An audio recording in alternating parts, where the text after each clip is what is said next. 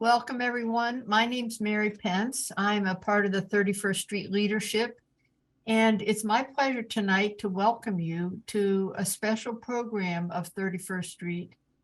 It's a political look backward and forward, presented by Jim Shelton, and then a wide open discussion of the material presented by Jim, as well as anything else about U.S. politics that's on your mind.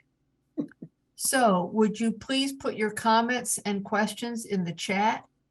And Aaron Hamburger, who is the chair of our membership team, will curate those questions and comments. So I just want to say that some of you on this call have been with 31st Street all the way back to February of 2017.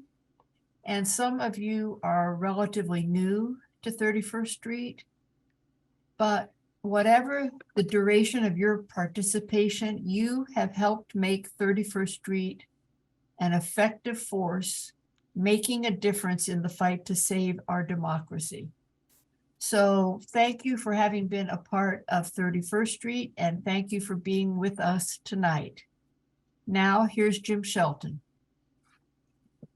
Okay, so welcome. I'm going to start my slides in a minute, but I want to start off with a couple of caveats.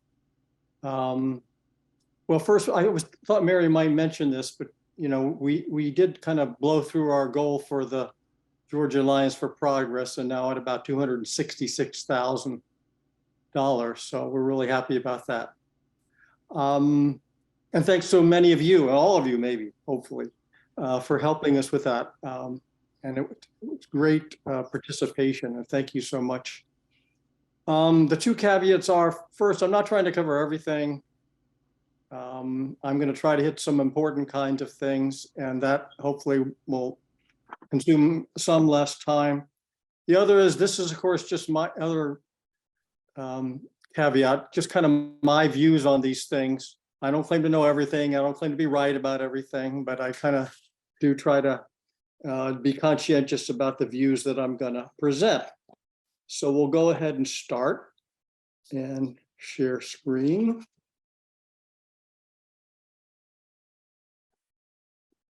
Hey, and can people see that okay? All right, and hear me? Good. So just to go ahead and start off at the kind of macro level, you know, this issue of the red wave or the blue wave, right? So my view is they were both. They both happened, right? So on terms of the red wave, these issues, this isn't everything, but the issue of the economy and inflation was kind of like the big gorilla in the room, and I think influenced a lot of votes, but also crime and the border. And gerrymandering helped the Republicans in the House in a number of states. At the same time, there was a blue wave, not too surprisingly, of abortion, kind of call it democracy and extremism. A lot of those, almost all of those candidates lost, particularly at statewide level. Some very weak Republican candidates. It may be surprising, but Social Security was mentioned in a lot of different polling as being pretty important for voting. And then paradoxically, you might say, well, you got gerrymandering on the red side, but actually we did have a lot fairer maps, both in U.S. congressional races, but also legislature races that helped us. And just want to make this point, I've come to view over time that intensity of issues is so very, very important. And it's also difficult to measure in conventional polling and conventional messaging assessment. And that's kind of where probably no more true in other elections than this one, but particularly true in this one. These issues really, especially abortion, for example. I will also say that related to inflation and crime, the Republican assault ads, it wasn't just that, but they often worked. And we have to learn from that. And then, of course, one other kind of macro point is that a lot of the pundits were misled on the one hand, because there were these what I call bogus Republican polls. But also, I think there's a certain tendency of our liberal leaning pundits to not want to be accused of being too pro-democratic, and they kind of tilted that way. That's just kind of my opinion, I guess. So here's the other thing, though, that maybe as much as anything else is that I think voters were and are cranky. And then cranky may not even have the best word for it, because it's not just that kind of a trivial kind of thing. They have good reason to be cranky with COVID and all its manifestations.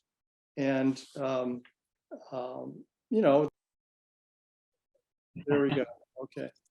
So anyway, just, we got to another sort of big pitch here of this is, I think Gallup does this poll every, 3 months or something.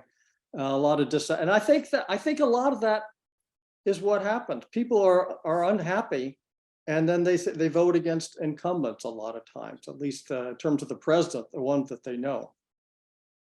All right, so how did we do in various states? I got a whole bunch of them here in 4 different categories. I could have done 5, but I thought maybe I'd do 4. We did really well in about 5 states, the ones on the left. But look, the ones on the right, we did really poorly in Florida, North Carolina, Iowa, Texas. I mean, those states are basically almost out of reach now for a lot of the sort of the major races. Ohio, for example, and then some in the middle that are sort of mixed, but pretty poorly in California, in House races, New York, House races. Anyway, so it's really, and the other thing is that overall, and just in terms of the number of people that voted for a US House candidate, the Republicans led by about 3%.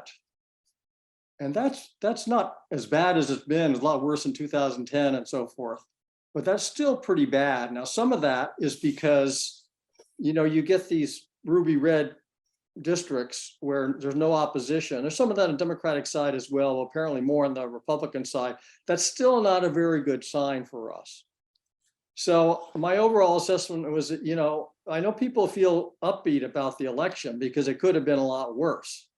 But in my view, it's not all that great, and we still have a lot of work cut out for us. And here's one piece of discouraging data. You may have seen this New York Times, I think it was yesterday, Nate Cohn. And they picked the 3 southern states that actually they have data on, and they provide data fairly quickly on who has voted.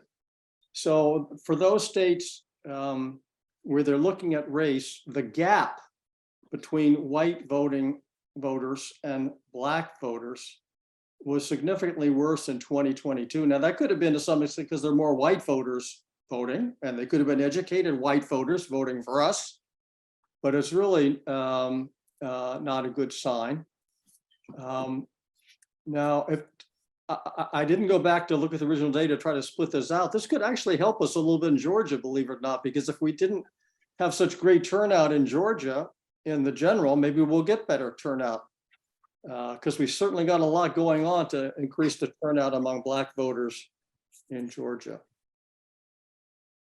Now, this is a totally different kind of data. These are data from exit polls. I just wanted to do something on Latino or Hispanic voters. And this relates to this earlier point where I was talking about people being unhappy and so forth, and justifiably so. The inflation and the economy and even COVID has hit working class, less affluent people, voters, worse than it has more affluent voters. And I think there's a general syndrome that, and I'll come to it at the end, that we're losing working class voters across the board. Now, this shows you actually, though, that for Latin voters, it's kind of a mixed bag, or it is a mixed bag, at least according to these exit polls. But here's the thing that's so discouraging. Here's Florida. We lost the Latin vote in Florida. And I even saw one exit poll a week or so ago where we lost the Puerto Rican vote of all things in Florida. I can't really explain that. We're cut out for us. All right, now, so switching from the macro to what we do. And just to remind you that this is what we sort of set out to do early last year. We'd already started with the state Democratic parties. We did this infrastructure building, then we did grassroots, and then finally, starting in July or so, the targeted races. And I like to call this, the dessert, right? So the real work is the first. I mean, it's all work, but we all like the horse races. It's the most interesting and so forth. But we really also have to focus on this infrastructure building so that we can have good results when we come to the races. And I think to some extent we were able to do that. All right, so here's our funding now with the Georgia runoff, $2.25 million. And I've got it split out here two different ways. And you can look at it by state. Now Georgia has actually received the most because such a large amount for the current effort. But if you look also at the activity, grassroots is the largest, almost $1 million. And that's sort of the C3s and the C4s. And so, we really did put the large amount of money you did into supporting these infrastructure things, which I think are really good for the shorter term, intermediate term, and the longer term. So that's a look back on where we are, and we're, probably pretty much done with the fundraising, I would think. All right, so then many of you, I think, have seen this before. This is kind of, in a way, the horse race scorecard, and I've got the three things that we supported: the US House, Pennsylvania House, North Carolina House. And you enter into these things, with a certain amount of data, trying to find the sweet spot of where you can make the most difference and so forth. And I do think in each case, we found a couple of really great situations with Colorado 8. Oops, ooh. I don't know what that did. Colorado 8, less than 1%, New Mexico 2, less than 1%, and then Pennsylvania House and North Carolina House. And, it turned out that we have a pretty good track record, 64%. We don't aim for 100%. We think we'd like to get 100%, but if we get 100%, we feel like we probably were aiming too high. So we're pretty much on target for that. And anybody wants to talk about any of these candidates, I imagine we can. Here are the Pennsylvania House candidates, and here's this Missy Serrato. They called into one of our, I think it was one of our monthly meetings. And so all these folks are going to be going to the Pennsylvania House. One thing to recognize is that if you'll notice, you may not be familiar with Pennsylvania counties. I never was, but basically a lot of the pickup was in suburban counties around Philadelphia and to some extent Pittsburgh that had been trending bluer. But what happened, these incumbents kind of hold on for a period of time. And so we kind of broke the ice with a bunch of those. And that was sort of the main difference. When I say we, it's a large we. So what do we have going on in Pennsylvania? And a lot going for us in Pennsylvania. I mean, arguably Pennsylvania was the biggest success for the Democrats this year, including, of course, the big prize of a Senate race. But we did have strong races. We did have Fetterman's, what I call it, his persona. He just, because people know him, they kind of relate to him, especially working class folks, rural folks. We had a good coordinated campaign, which to some extent 31st Street laid the ground work for. We had good grassroots groups, both ones internal and people on the outside, including Working America. And then for the House, Pennsylvania State House, an especially strong State House caucus, which is the organization that supports the State House members. And then many people maybe not know this, but there's an organization called the States Project, which is relatively new, which is trying to get people to focus on legislature races, and done so in many states. They actually put $11 million into the Pennsylvania House race, and they changed the whole complexion in mind. And we weighed in a little bit, but these folks are the ones who were the major heavy lifters. And we did have a couple of things against us. I think it's very clear that crime attack ads were very effective against Fetterman for a period of time, and knocked him down from about 8 being ahead to about 3 or 4, and that's about where he ended. And his stroke, I think, hurt him, but not all that much, actually, from my view. There's probably some other things, but I just thought I'd throw these out. Now, here's one thing to point out. A lot of numbers, I know I'm showing a lot of numbers and stuff, forgive me. But these are the door knocks that the Democrats did. Now, we participated in some of this, of course. But if you break it down between the coordinated campaign, which is basically the allies of Fetterman, Shapiro, so forth, the US House candidates, the Pennsylvania House, which is who I was just talking about, and then the Pennsylvania Senate, who didn't have that kind of support, actually. But notice that it's really the Pennsylvania House candidates and their people that they enlist that do most of the heavy lifting, particularly before GOTV, the last 3 weeks or so, let's call it that. During GOTV, the coordinated campaign also weighs in, but the Pennsylvania House was really, partly because they have, hundreds of people running, or 100+ people running. So they're all across the state, whereas the large campaigns can't duplicate that. And notice overall, there were over 2 million+ doors. That's just on the hard side. There's also maybe not quite so many, but a good number that are done by the unions and all the soft sides and the grassroots groups and so forth. One reason I wanted to show you is that it's part of my view as to why the bottom up or the power up works.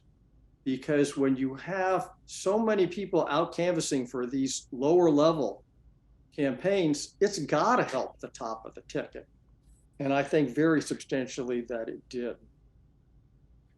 All right, so now here's our canvassing by county, and most of it in Pennsylvania, of course. It may not be quite up to date. Largest amount, you may not be familiar with these counties. Sorry if you're not. Allegheny County near Pittsburgh, Cumberland County, kind of just a little bit across the border, almost to Harrisburg. York a little bit to the east of that. Dauphin County, where Harrisburg is, and Franklin County, somewhat to the west. The reddest of the counties that we sort of worked in, I think, and tried to make that blue. I want to sort of now show you something that's a little bit of a I don't know, game or something like that, because keeping those counties in mind, this is the kind of data that the New York Times has on their election website. So this is it's a little complicated to explain, but it's not all that really. So basically, they look at each county, or almost every one, and they look at how, in this case, Fetterman did against Biden in 2020. And so, and the larger the arrow, the better that he did relative to Biden. So again, you may not be that familiar with Pennsylvania, but you've got Pittsburgh and Philadelphia. Oops, shoot. Pittsburgh and Philadelphia, and a few other places that are a little blue. And so all these are rural counties where Fetterman did a lot better than Biden. Now, he didn't win these counties. He just did better than Biden.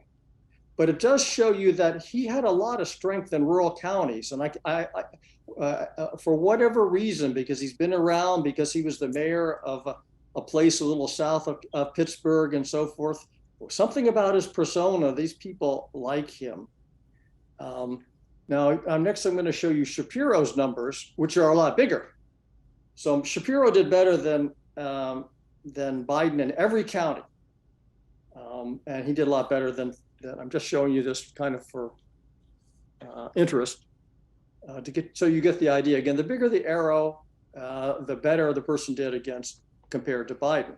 So what I did was to then go down and run these same numbers in the next table for the counties where we work the most. And again, this is in Allegheny County, Fetterman did 4.3% better than the state average. So you've got a state average that Fetterman did for better than Fetterman, which is about 3.7%. So actually, Fetterman did better in Allegheny County than he did statewide. So for three of the, anyway, and Shapiro as well. For a number of these counties, these three at least, our candidates did better than the state average. Now, did our canvassing do that? Probably had hopefully some small role in it. I just thought that'd be interesting to show you.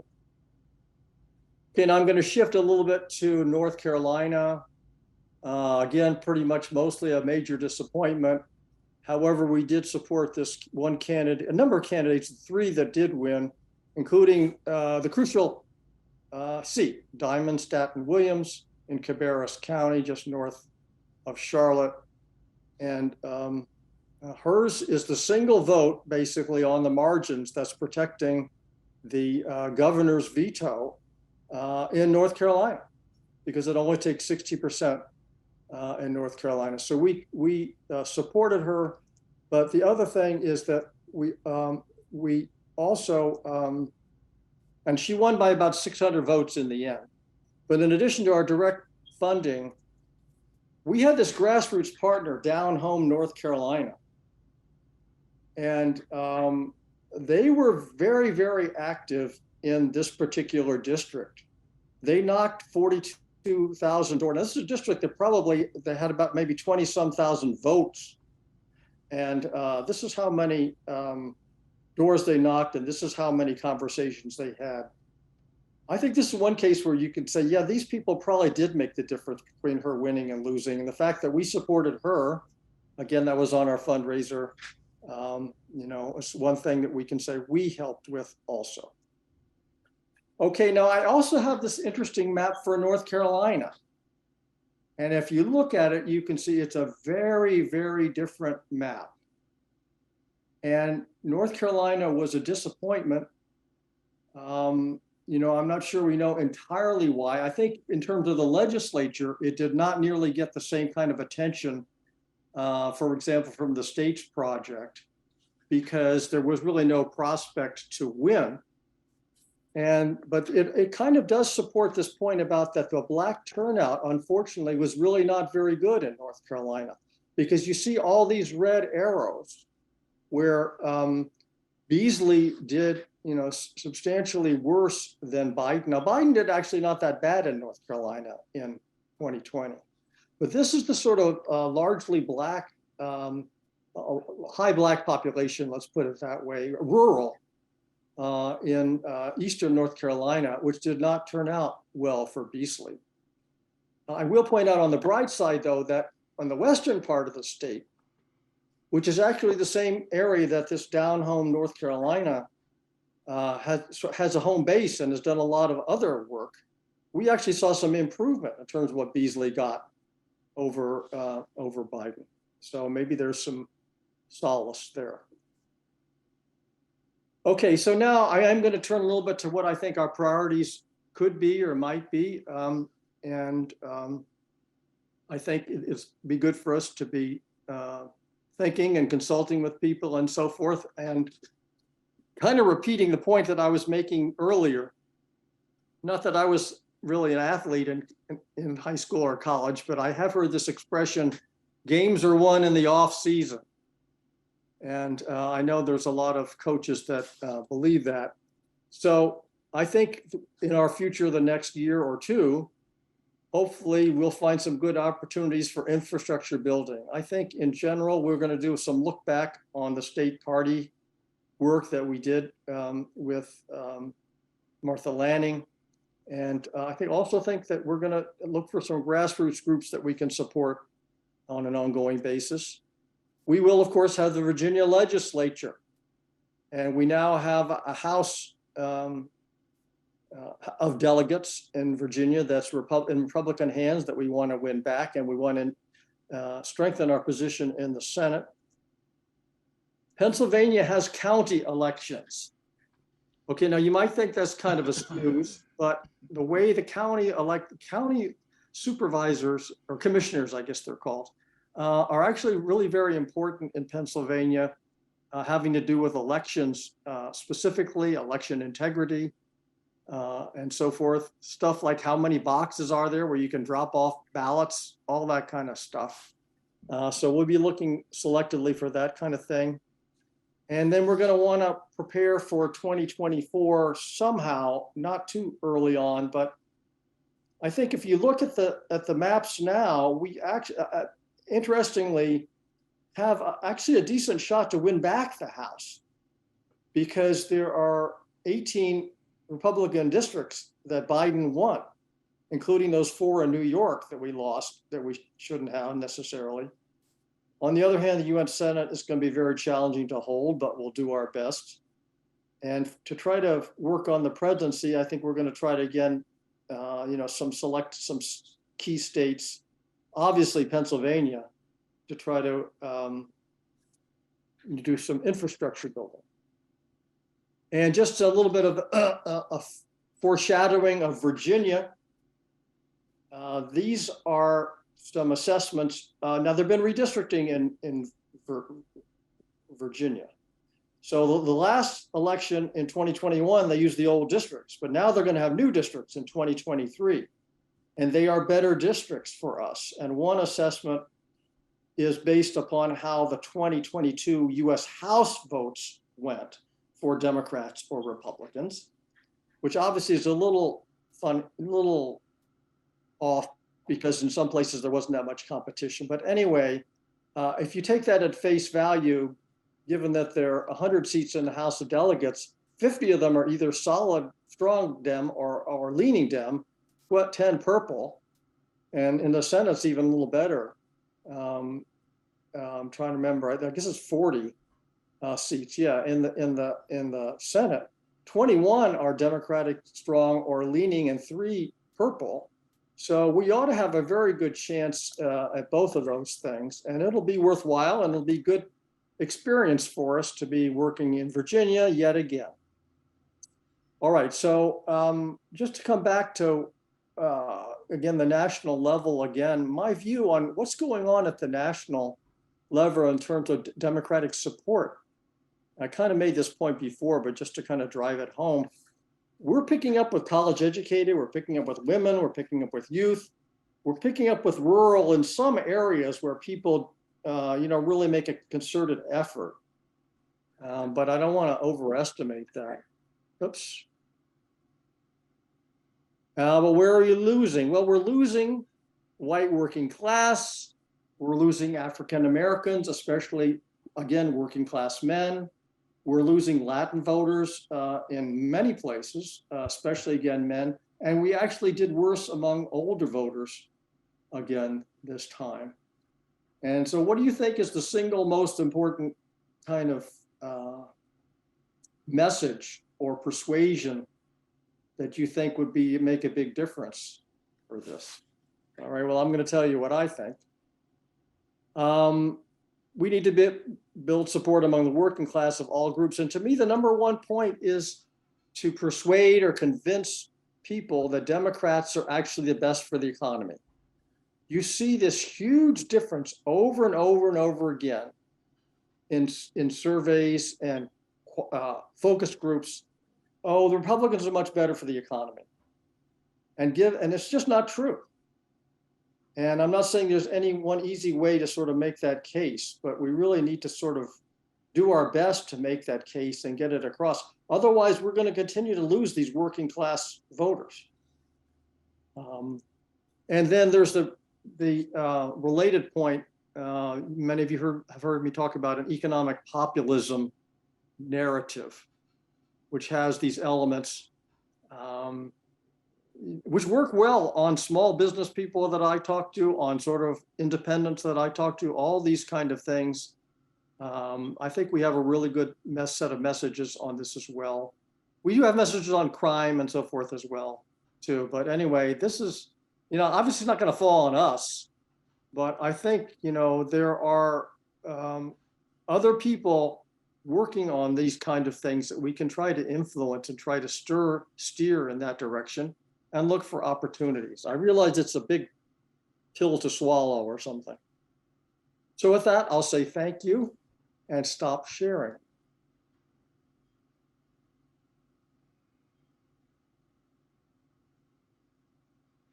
And I guess Aaron's going to field some questions if there are any. There are a ton of questions in the chat. The first one is from Sister Dorothy.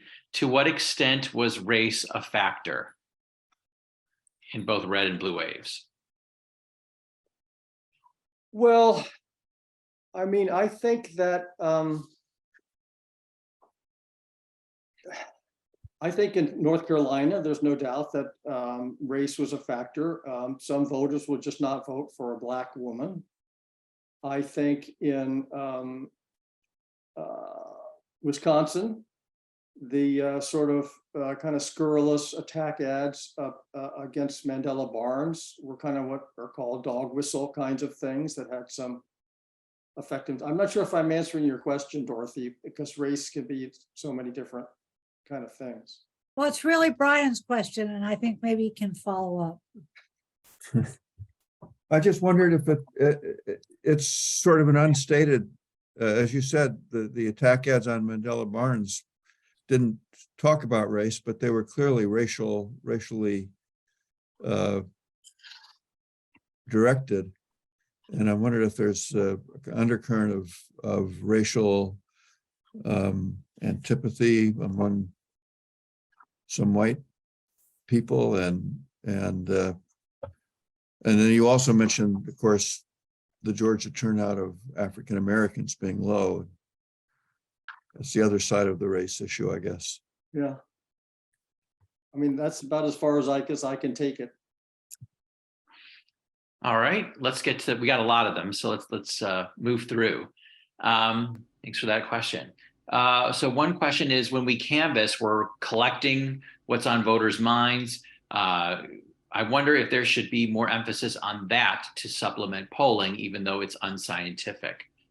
So to what extent is that information we collect when we're canvassing useful? Well, I don't know who asked that question, but I could kiss that person. I mean, I don't need to know. But I mean, I'm often involved in sort of Zooms of people that are doing research, and so, for example, there's a presentation where people are trying to make the assertion that attack ads on crime didn't work, based on whatever, I don't know, fairly, but in fact, we, in Pennsylvania, we could see that the attack ads on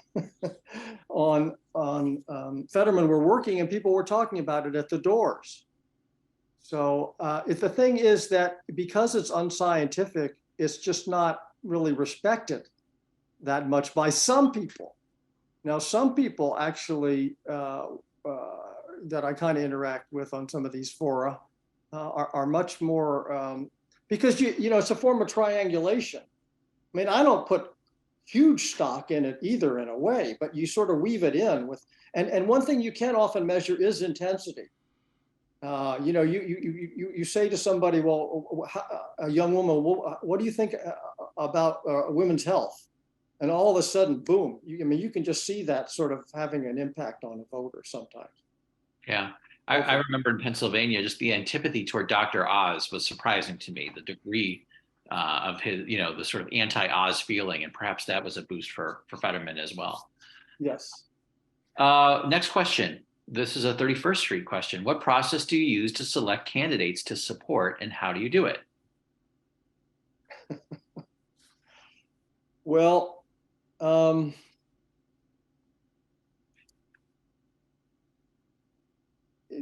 let me say, it is evidence. It's an art form evidence kind of thing. I mean, I can rattle off to you the type of data that we use. We use polling data. We use historical data from how the district or whatever has worked in the past. We talk to key informants. We try to figure out,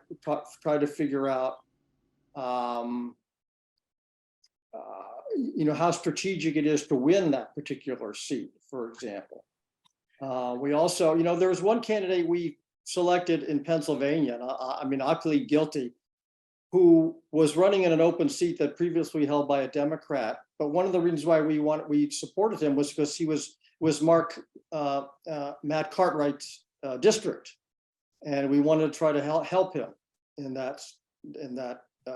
his congressional race in the 8th district. So it's a lot of different kind of factors like that. Come to our next orientation, whoever asked that question, and you can hear more. Next, Barbara Woodall has many questions, and they're all good ones, of course. What have we learned from the success of Republican attack ads, which I think you talked a little bit about before? But this next question from Barbara is near and dear to my heart. Is there any hope for North Carolina? I feel like it's like Charlie Brown with the football there. We just keep, only we could get it over the finish line. And then also, is there any evidence for the effectiveness of Working America? So feel free to take any of those three in any order you choose. Well, I think, what was the first one again? The first one was on what have we learned from the success of Republican attack ads? I mean, I think we ought to emulate it in a sense. I think that we don't have to be as scurrilous as they are. And the Democrats, some candidates actually were pretty good about what you could call a contrast ad. So instead of just sort of throwing garbage on the wall, you don't want to do that. But you can pick an issue, you can try to connect with the voter on something, and you can say, here's what's important, here's what the bad guys are doing, here's what I want to do. And you can hold them accountable, I think, there was one candidate, I forget where he was, who did this, I was looking at films, videos like a half a dozen a day for a period of time. And there was one candidate, I don't know if I think it actually might've been in California. And he did this ad, his own ad, right to camera. And he was standing in front of this, this fence, and there were like cattle behind him or something. He said, and he pointed behind him and said, what my opponent is doing is just a lot of bull. Right. So, I mean, I'm not saying that, but it was done in sort of I can't give you the whole context, but there are ways of doing that kind of thing. And I think actually DeLuzio, our candidate in Allegheny County, did some pretty good contrast ads as well. Particularly, we were pretty good on abortion. We held them accountable on abortion. But my view, of course, is that we gave up the field on inflation. We just ceded the field, which is a huge mistake. And we started to win some of that back as we came along. On North Carolina, I'm worried. I think with the Supreme Court, state Supreme Court now being a Republican, and actually, what's interesting though is that there was just a poll on the Democratic governor. I'm blocking on his name. His popularity is still really good. His popularity is almost 50%, which is pretty good for a governor, way ahead of Biden. Roy Cooper. Say again. Roy Cooper. So he and way ahead of his negatives. So we do have one person that the voters like anyway. For 2 more years. And He'll be term limited in 2 years. We'll be working with Janet to try to do our best. What was the third question? Working America, any evidence for its effectiveness?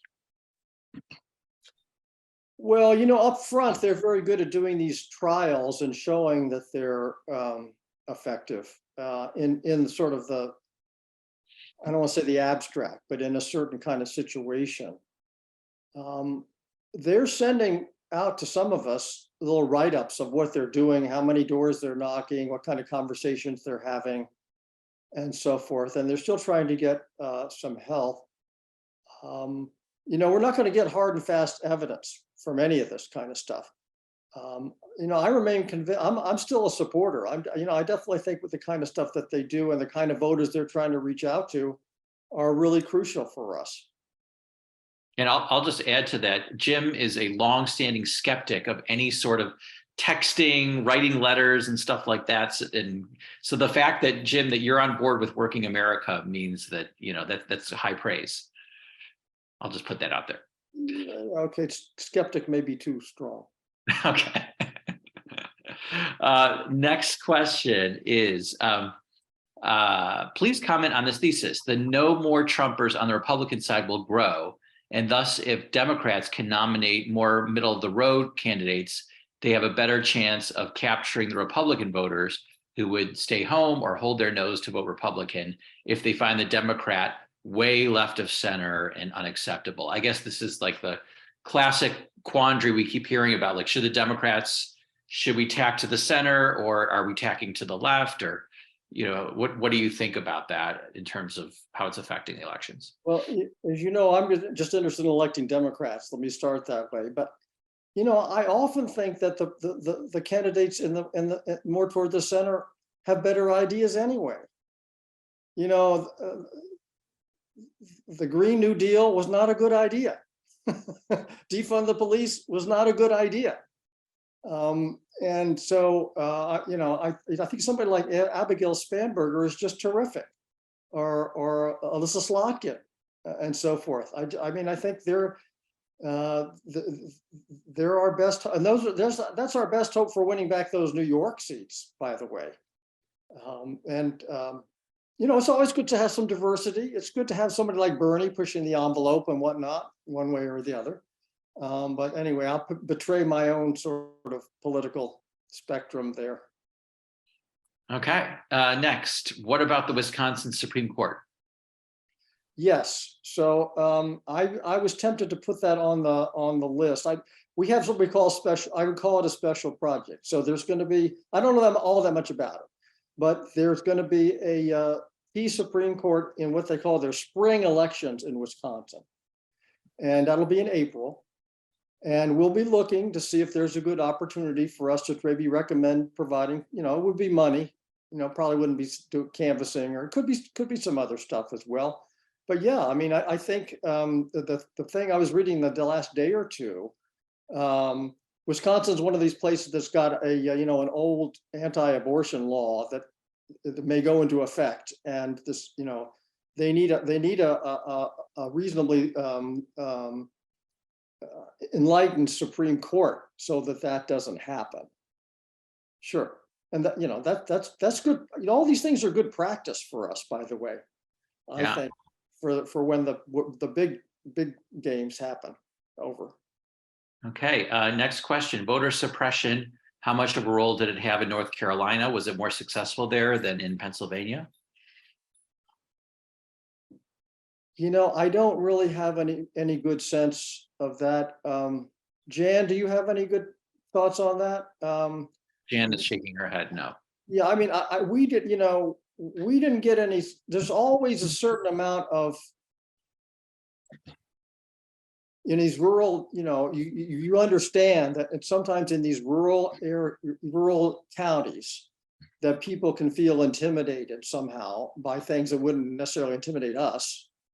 But some of that may have gone, but none of that sort of rose to the surface. And I think you can vote. We're sort of working on election integrity too, by the way, and as they have in the past. And I think it might have surfaced if there was anything really big. Okay, next question. This questioner read somewhere that the DNC significantly increased its funding for state parties in every state this past year. Will that pay off? Is that something you're aware of? I'm not aware of it. I think it would be great if they do. just to digress a little bit on what Martha Lanning does, we supported her to kind of for the idea of doing these regional organizing directors and organizing and so forth, but they have two other sort of very important activities. One of which is helping state parties with their data needs. Again, these are threadbare parties for the most part, and they don't have sophisticated data people. So anyway, and there's that's something the DNC actually ought to be providing, in my opinion. They also have a fairly significant voter protection kind of activity that operates across state parties as well. Well, I don't actually know of any specific, I hadn't heard that the DNC had done that, and I think it's great if they have. But it's a kind of a low bar to begin with. That's true.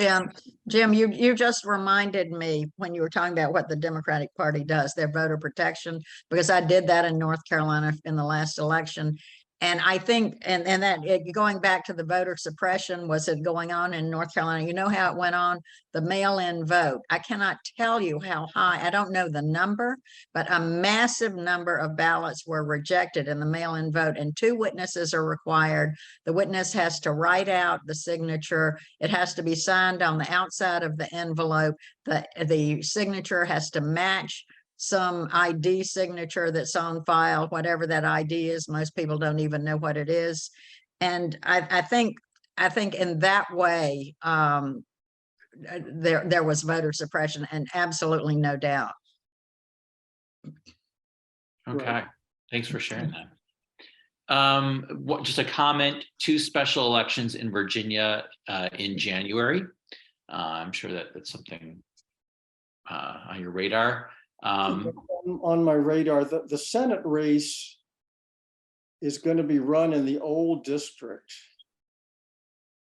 with the old lines. It's the one that Kiggins is giving up. And I don't know enough about it to, the thing is, I mean, it might give us a better majority, and maybe it's worth it just for that. But I think, the fact that we're going to have real election or full elections next year kind of mitigates against, maybe not weighing in there. I'll have to, see. Okay, next one, the issue of abortion, is that going to recede or be important in 2024? What do you think? Well, what do other people think? You don't know. You don't have the crystal ball. Well, I mean, I'm trying to get, I'm making not just be my thinking on these things. I think it's going to be pretty important. I think it's because, I think it in Georgia, they just had this state Supreme Court decision limiting it to 6 weeks, right? And these things will continue on, and I think there will be candidates that will, they'll take a pro side and an anti side, and I think it'll make a difference. Okay, next one. What can Democrats do to re-energize Black voters who may have felt left down after coming out in prior elections? I don't have a great. I actually think the best way to do it is try to look at it as more of a working class kind of thing and an economic kind of thing, and go at it that way across the board. I'm just curious, Jim, did the number of Black voters go down in terms of like Black voters with college degrees, or, like when you break it down by class or education, or is it working class where the numbers are coming down? Well, I haven't seen, I can't remember having seen it. Most of it would be, working class men. So, I mean, my belief is probably college educated Black men are pretty Democratic. But, I haven't seen that breakdown that I can recall that much. Okay, next question. Can you talk about the 2024 map for the US Senate and our chances? Yeah, they look bad. So, I don't have it in all my head, but you got Montana, you got Ohio, you got Pennsylvania. I mean, there's a pretty good Republican candidate in the wings that wants to run against Casey, I guess it is. West Virginia, and almost no red states that we have a decent chance that I can think of. That was, as I recall, looking at the map. I mean, sometimes things surprise you, but so of course, that's one of the main reasons we've been arguing for Reverend Warnock. One of the reasons is we need that. I don't want to call it cushion, but we need that margin to try to hold on. And related to that, Lynn Holbein just asked me to remind everybody that phone bankers are needed in Georgia every day until next Tuesday. You can sign up at a link that has been provided right in the chat. Just scroll and you will find it. And lots of need there. A good thing to do to alleviate your anxiety before that runoff. We do not want Herschel Walker to be the next US Senator from Georgia. Just can't even believe I'm saying that. Okay, next, there have been a couple of questions about Milwaukee. People are saying the turnout was bad there. It's a very segregated city. What happened to the organization that was specifically focused on Black neighborhoods? I don't know. I mean, I've never really focused all that much on Milwaukee, on Wisconsin, all that much, but it's part of the national thing. I don't think it's necessarily that specific to, if you looked at the New York Times article, there were about 6 or 7 big US, including Philadelphia, where the turnout was not good in those cities in general. So I don't know. I think the economy hurt us. Not that there's any one explanation, but I think that's a big one. All right. Next question. This one is about canvassing in Cumberland County for Adgerton et al. Were you aware of support from organized labor and African-American groups like the NAACP or churches, that kind of thing? So this must be from Eric, but what's the question again? In our canvassing in Cumberland County for Adgerton et al., were you aware of any support from organized labor and African-American groups like the NAACP or faith groups? No, I mean, it doesn't mean there couldn't have been some, but not that I know. I mean, it wasn't a priority. The priority for those kind of folks are where there's heavily unionized, urban kinds of areas, those kinds of places. It could have been going on, but I wasn't aware of it. Okay, and Eric is double dipping. He has another question for you. He says a weakness of the Democrats is the reluctance to strongly call out monopolists, extreme wealth disparities, and an unwillingness of national Democratic leaders to take a strong stand to call out the profiteering. Your thoughts on that? Is that a strategy maybe for Democrats to talk about inflation and turn the conversation around? Totally. That totally fits. Yes, Eric. That totally fits into the sort of economic populism stuff I'm talking about. Price gouging, sure. I mean, one of my other hats, one of my hobbies is to kind of follow the stock market and stuff like that. And it's not even, there's no embarrassment. They call it pricing power. And when the prices start to go, everybody else's prices going up, they raise their prices just to see if they can raise them too. And it's understandable in a way. But yeah, and some of it's a lot more than others too. Some of it's really out of hand, my opinion. Okay. I think there's just one more. Are there other groups like 31st Street that would be valuable to work with or coordinate with to broaden our impact? I think the easy answer to that is yes, and we do and we have, but Jim, do you want to talk about that? Mary, why don't you take that?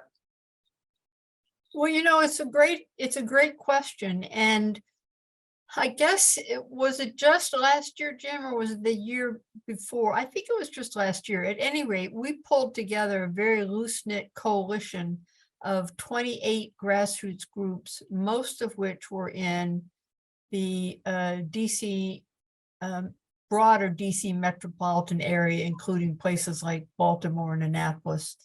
But we had some in other parts of the country. The idea was to do two things. I will confess that my primary objective was to get Jim's excellent strategy adopted by more grassroots groups, because some groups that we came in contact with in one way or another had, I'm going to be harsh, just an abysmal strategy of what they were raising money for in terms of being effective. So that was one goal. The second goal was to not reinvent the wheel, to learn from each other. So with those two goals, I think we had three, I'll say get-togethers. Jim says 4. No, 3. It was 3, okay. I couldn't see how many fingers you were holding up. On Zoom calls, and where we broke out into breakout rooms to talk about specific topics of interest to different leaders of different grassroots groups. So it's a really important idea and a good idea, and I expect we will continue doing it. Well, Great. what would you add, Jim? Another person named Susan Labandebar, who's in Boston, Swing Blue. Swing Blue Alliance. Alliance, and she convenes people to talk about research, to talk about fundraising to some extent, and so forth. It's been invaluable, and so there are a lot of very one-on-one connections that a number of us have with specific groups. I mean, to Mary's point, one of her first points, one of the things I've tried to advance with some success is the idea of not just raising money for US Senate candidates, which is kind of where a lot of them, it's great US Senate candidates get a lot of money, but there's also at the margins, as you know, other places where I think we can, do a lot of good as well. So that's been a recurring theme, and I think has been pretty constructive. Great. One other thing I'll mention, if I could, is 31st Street's fundraising strategy team has provided fundraising training to a handful of other grassroots groups. And that, again, is not expecting people to reinvent the wheel, but rather letting them benefit from our hard-earned knowledge. Those efforts have been very well received. Great. Well, it is 8 o'clock, so this seems like probably a good time to wrap things up. But if you ever have any questions that you want to ask any of us, I'm sure you know how to get in contact with Jim or Mary or Lisa or me. We'll be happy to follow up. And I know I speak for all of us at the leadership team, 31st Street. We just want to say thank you for everything that you're doing, because what the effort that we have put in is just astounding to me and is inspiring. So, well, and you're the ones that make it work. That's right. You guys. And so it's a wonderful experience. So thank you so very much. Absolutely. Thanks, everybody. Have a great night. Good night, everyone. Thank you, Jim. Good luck to us in Georgia.